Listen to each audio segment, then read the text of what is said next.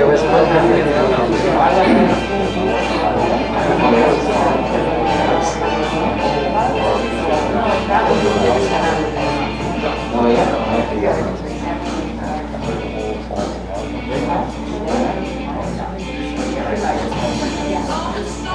time has come for us to begin the service.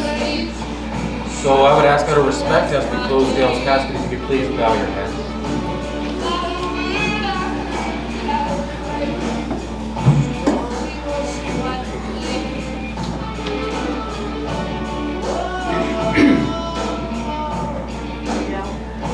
Bye, Savior. We love you, buddy.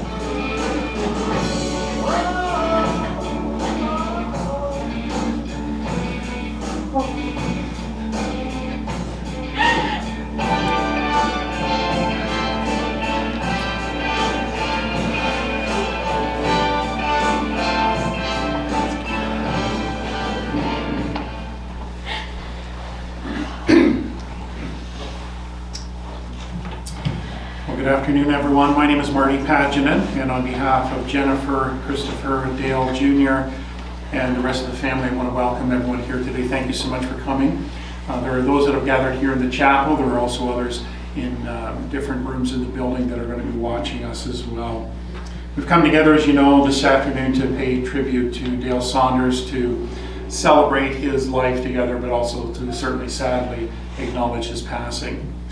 When someone whom we love very much passes away, it has an impact on us, doesn't it? Very immediately, as a matter of fact.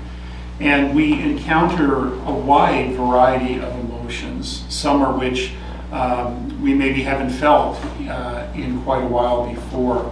We feel a sense of grief and sadness, and we give ourselves permission to express those emotions in our own unique ways.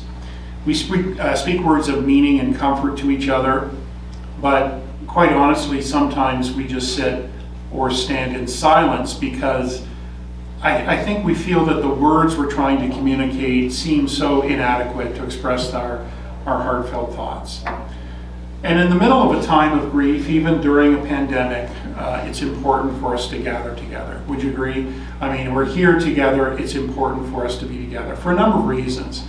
We gather together to comfort each other and to express our sympathies to the family.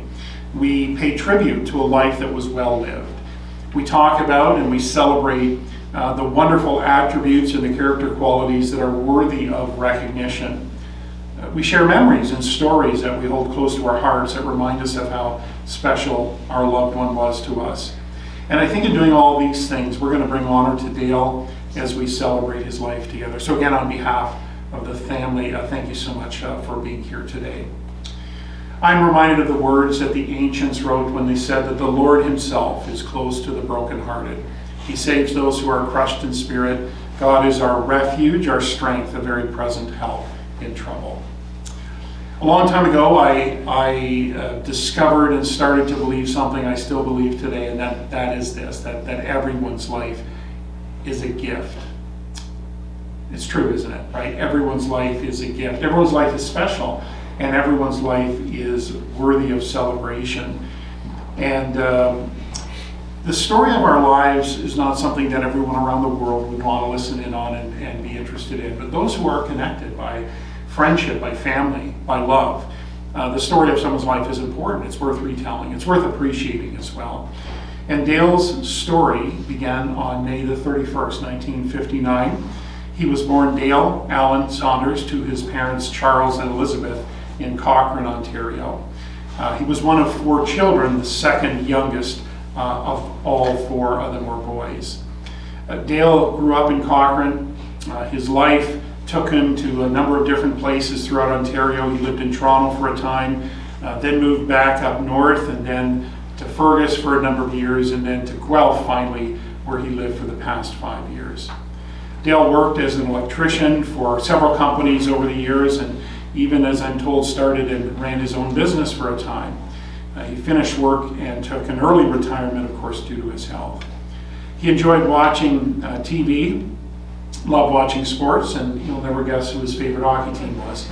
Obviously the Montreal Canadiens. Last year would have been a great year for him to watch that. This year, not so much, but that's something we won't talk about right now. He played hockey when he was younger. As he got older, he enjoyed golf, fishing, and liked being outdoors, taking care of his dogs, most recently Casey. He collected old radios. Is that true? Yeah, old radios. That's a very cool hobby. He was a member of the Kinsman Club in South Porcupine, Ontario, and the Red Chevron Club in Guelph. While Dale was a dedicated man, he was a hard worker, sometimes a bit stubborn, but he was loving and loyal to his family members and to his friends. He was just fun and enjoyable to be with. Would often be sitting back and just relaxing, having a beer and socializing with them. I am convinced that Dale's going to be missed, right, by all who knew him. And the story of Dale's life ended when he passed away suddenly on Sunday, November the 21st of this year. He was just 62 years of age. Helen Keller wrote a number of years ago, "What we once enjoyed and deeply loved, we can never lose, for all that we love deeply has become a part of us." I love that statement because it reminds me that one of the unique things about relationships, even though they're sometimes difficult, sometimes challenging, is one of the beautiful things is that even if we're separated by time or by distance or even by death, the person whom we love is in our hearts, aren't they? They always will be. The love we have for them hasn't stopped. It hasn't sort of died along with them. The love continues. It might be expressed in different ways. But I love that because it reminds me that relationships, even after someone has departed, are so important. We pause at this point of the service to honor the relationships Dale enjoyed. He is predeceased by his parents Charles and Elizabeth, by his brother Carl and his beloved wife Judy. He is survived by his children Jennifer along with Jason, Christopher along with Nikki, and Dale along with Michelle. Also survived by his brothers Mark along with Lily and Eric along with Svetlana.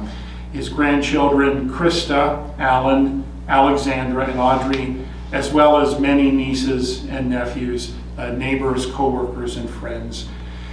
And the family would like to express appreciation to any who have made a memorial donation in Dale's honor to the Red Chevron Club in Guelph, or really to any charity. Doing so is a wonderful way to commemorate his life. The family, thank you. Thanks all who made those donations. There is a poem that is quite often read at memorial services like this. The poem, excuse me, the poem was written thousands of years ago. It's very familiar though, and once I start reading it, you might have heard it before. Written by a man whose name was David. By all accounts, David was a man's man. He worked outdoors with his hands. He was very physically strong. He was a military man, skilled in the use of the weapons of his day. He could defend himself if needed. He was no pushover. David was also a natural-born leader. He moved up the ranks in his country to become the king, the leader of his nation. But he had this other side to him. Even though his exterior was very tough and strong, he had kind of a soft side inside. He was a songwriter. He was a poet. He was a very skilled and talented musician. And I think if you got to know him, you would probably say that David was a bit of a romantic at heart. You think people like that, and I do anyway, these are people that are very well able and capable of facing anything that comes across the path of their life. But David was just like you and I, flesh and bone. Had all the emotions, all the feelings that we share at a time like this. And we believe that David wrote this not long after the death of one of his friends, maybe somebody who he served alongside in the army, or perhaps one of his friends and or family members. And we find in the poem the heartfelt, universal expression of sadness and grief in losing somebody. But David also found comfort. And so it was King David of Israel that wrote what we now call the 23rd Psalm. It reads as follows: "The Lord is my shepherd, I shall not want. He makes me to lie down in green pastures. He leads me beside the still waters. He restores my soul. He guides me in the paths of righteousness for his name's sake. Yea, though I walk through the valley of the shadow of death, I will fear no evil, for you are with me. Your rod and your staff, they comfort me. You prepare a table before me in the presence of my enemies. You anoint my head with oil, my cup overflows. Surely goodness and mercy shall follow me all the days of my life, and I will dwell in the house of the Lord forever. You know, as we think of Dale's life, there's probably many, many different ways that we can commemorate and remember and celebrate his life as we move forward from this day. I wrote down a couple of them. I want to encourage you to maybe take one or even more of these with you as you move forward. The first is this, that we celebrate Dale obviously through the memories that we shared with him. Memories are a wonderful thing, aren't they? When I was a child, I got around Christmas time, as we're coming up to now, I got a Lego set for Christmas. And I remember I was just a little kid, and I was so looking forward to a gift like Lego. And when I say Lego, you think of Lego today with the little Star Wars figurines, with the pirate ships, computer chips and all that. Back then it was old school Lego. You guys have no idea what old school Lego was. Old school Lego was just the building blocks. You guys remember that? I'm not the oldest one in the room now. No, okay. Yeah, and so we got it. I think, as I recall, I think it came in a bit of a tube, and I popped the lid off, and I spilled the blocks all over the floor. And then I started to gather them together and began to build with them. And I just loved my Lego set, I really did. I could play when I was alone or with my friends. I could use my really vivid and wild imagination. And I look back with a lot of fondness on that gift that I was given, those Lego pieces. You'll be glad to know I don't play with Lego anymore, but I still think about the people that I meet like those little building blocks, because the people I meet are exactly the same as the people you meet. We are all different, right? We're different shapes, different sizes, different ages, different colors, different backgrounds. We're different in so many ways. But one of the unique things that we share in common with each other is we not only have the need, but we have the ability to fit together, to connect with each other. Just like those Lego pieces. You know how beautifully they fit together? It's so precise, it's so amazing. And we're all here today in this room and in this building because of a connection with Dale. Some of it is immediate family, others are friends, others are friends of family. Everybody's here because there's a connection with Dale. Nobody just sort of walked in and sat down here. I'm sure it's obvious. And one of the unique things about connection is that there are memories associated with those. And so I want to encourage all of us to hold on to those memories. For some of you, holding on will mean that you'll share those, you'll speak them freely. And someone once reminded me that a person dies once when they pass away, but the second time that they die is when nobody else ever speaks their name. And so we can keep the memory of Dale alive, can't we, by sharing memories. Now, for some of us, that's a little bit more difficult. Maybe you're a little bit more of an introvert, or you have some memories that are just so precious. You want to treasure them. You want to hold them close to your heart, and you don't want to speak them. That's beautiful. That's fine, because we're all different, right? We all share and grieve in different ways. The point is, I want to encourage you to hold on to those memories. Some of them are public, others are a little bit more private and personal. I think we honor Dale, not by trying to forget this day, even though this day is filled with sadness for sure, but by holding on and expressing the memories that were shared with him. I think we also celebrate Dale through the expressions of gratitude we share with each other. That may sound like a bit of an odd thing to say now, but I believe gratitude and thankfulness and being grateful for what we have really is quite an extraordinary gift we've been given as well. Rabbi Harold Kushner wrote, if you concentrate on finding whatever is good in every situation, you'll discover your life will suddenly be filled with gratitude, a feeling that nurtures your soul. And so as I express thanks to people around me, as I'm grateful for the things I enjoy, that gratitude seems to multiply, and it seems to come back and enhances me as a person, the one who's grateful. Matter of fact, it makes me even more thankful, more grateful. Have you ever found that in your life? I'm sure you have as well. And I think we honor Dale by being thankful for our families and for our friendships, and for the things that we do that bring enjoyment, the hobbies and pastimes, the art, the recreation, the sports and the leisure. We're thankful even for our work and our responsibilities and the ability we have maybe to support ourselves and our dependents, for food and for shelter. And we're thankful for all of these things. And I believe we're thankful even to have known Dale and to have been a part of his life story. Leslie Gerber wrote, "Yesterday is history, tomorrow is a mystery, but today is a gift." And that's why it's called the present.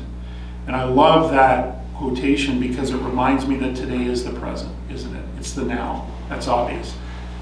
But have you ever noticed today is a present? It's a gift given to us. And what do we do with gifts? We receive them, we use them, we share them, we enjoy them, but at the end of the day, we express gratitude for them. We're thankful for them. I hope that's your desire in your heart today, that you'll pause and with grateful hearts you'll give thanks for all of the things that we enjoy. And I believe we'll honor Dale as we do those things. The final thing I think I wrote down is that we celebrate Dale by living out the very best qualities he lived out in his life. He had so many good things about him, didn't he? Simple things in many respects, but things that allowed him to live a good life and even a great life. Dale lived out and modeled a life of virtues and values, honesty and hard work, dedication, loyalty and love and sacrifice, a quiet confidence in who he was, humility and grace. And don't you see, those things don't have to be perfectly exemplified. They don't have to be lived out perfectly for them to be a part of someone's life. And I believe that as we identify and embrace these values and begin to, or continue to live them out in our lives, I think we honor Dale in an extraordinary way. We value honesty because he was honest. We value work and committing ourselves to doing the very best because that's what he did. We're loving and caring and compassionate, not only to our family, but to others in our social circles as well, regardless of whether we're outgoing or more reserved. And so there are many ways we can honor someone. Many ways we do honor someone and the memory that they leave behind. If we were in a cemetery, you could just imagine there'd be grave markers all around. There'd be flowers that would be placed at graveside or beside caskets, donations made to charities. In a park, there could be a tree or a bench that's dedicated in someone's honor. All kinds of different ways that we honor someone's life. And these are wonderful. But I think we can also celebrate Dale through the memories that we shared with him, right? Through the expressions of gratitude we can share with each other, and with the opportunity to live out the very best qualities he lived out in his life. We'll embrace those and live those out. And I think as you move forward, you will remember the good and great things that made Dale who he was, and you'll live them out as a way to honor his memory. You can shed tears that he is gone, or you can smile because he lived. You can close your eyes and pray that he will come back, or you can open your eyes and see all that he has left. Your heart can be empty because you can't see him, or it can be full of the love that you shared. You can turn your back on tomorrow and live yesterday, or you can be happy for tomorrow because of yesterday. You can remember him and only that he's gone, or you can cherish every memory and let it live on. You can cry and close your mind to be empty and turn your back, or you could do what he would want. Smile, open your eyes, love one another, and go on. Again, ladies and gentlemen, thank you for being here for these moments this afternoon to honor and commemorate and celebrate Dale's life. On behalf of the family, they appreciate that so very much. I know that at a funeral memorial service like this, it is difficult to know exactly what to say. I find that true in my life all the time. But let me just remind everyone that's in the building here today that your very presence here, the moments that you've taken to be here today, speaks volumes of your love and your support and encouragement to the family. And I think it's our desire that that would just continue in the weeks and months to follow. Just one very brief announcement that following the service, everyone is welcome to the Goofy Newfie. I don't believe I've ever said the words Goofy Newfie at a funeral service before. We all know where that is, right? It's just down the street and to the left a little bit. We are welcome there as a time to enjoy each other's company, to encourage and celebrate and honor Dale with the family, and also to raise a glass, quite frankly, and to celebrate and remember his life. And we do that in a respectful but a very culturally appropriate way. That's just the way we do it. And so you're all welcome to do that. That's immediately following the service. We're not going to be going to a graveside today for a final committal. And so I would like just to close the service right now with just a very brief prayer of benediction. We'll include some words of committal, and then we'll conclude with the Lord's Prayer. And so let us pray. Our God and Father in heaven, we ask that your very presence would give us comfort today and in the days to come. We ask that your peace would be ours and your blessings as well, and may they rest on all of Dale's family members and friends. We pause for these few moments this afternoon to thank you for the life of this man. It seems that our world is increasingly characterized by greed and hatred and selfishness and violence. And so we pause to thank you for Dale, this man who loved his family and loved other people and did what he could to make the world a better place for himself and others. We believe his memory and his legacy will live on in the lives of his children and grandchildren and all of those who knew him. We thank you that you understand our needs and that you enter into our sorrow. We now commit his body to the ground, his soul and spirit into your care. In faith and hope that you always do what is good, we now release Dale from our care into yours, earth to earth, ashes to ashes, and dust to dust. May he forever rest in peace. And we pray in the name of the one who taught us to pray. Our Father, which art in heaven, hallowed be thy name. Thy kingdom come, thy will be done on earth as it is in heaven. Give us this day our daily bread, and forgive us our trespasses as we forgive those who trespass against us. And lead us not into temptation, but deliver us from evil. For thine is the kingdom and the power and the glory forever and ever.